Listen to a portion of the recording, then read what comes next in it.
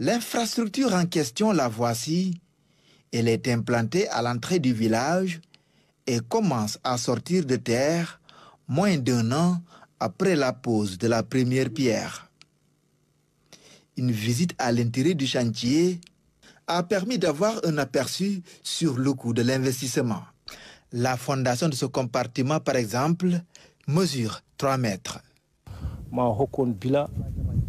Dans ce chantier, j'ai la charge de gérer le sable. Et actuellement, ce qui a été déchargé ici est énorme. J'ai dénombré 120 camions. Et chaque chargement nous est taxé à 30 000 francs. Le fondement, à lui seul, coûte très cher, sans compter la clôture. Ce que j'ai déjà fait comme dépense est beaucoup. En plus, nous payons aussi les ouvriers. Beaucoup de jeunes du village travaillent ici. Les autres travaux sont suivis et assurés par le chef de chantier qui est en déplacement. Sinon, il allait aussi vous faire le point.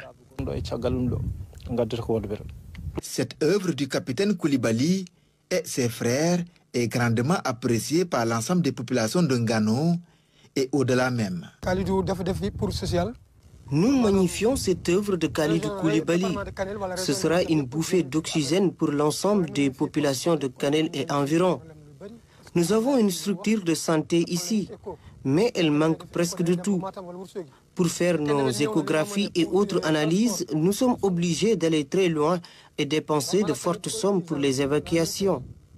Les patients, surtout ceux qui sont en situation d'urgence, souffrent beaucoup.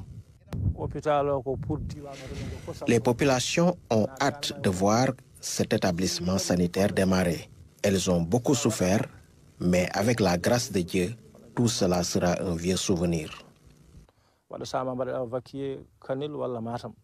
Ces actions en faveur des populations du Fouta n'ont pas commencé ici.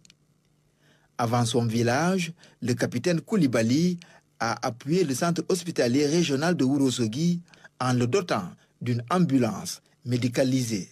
À travers sa fondation, Koulibaly compte encore perpétuer ses actions au bénéfice des populations de son très cher